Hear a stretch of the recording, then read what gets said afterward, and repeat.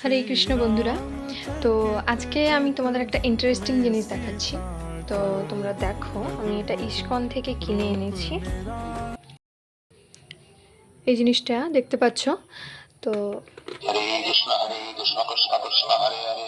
এটা বিভিন্ন রকম চেঞ্জও হয়, এটা ভলিউমের জন্য।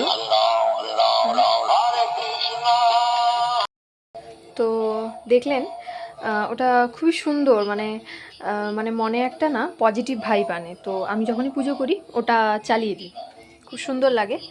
তো এই আমার ঠাকুর।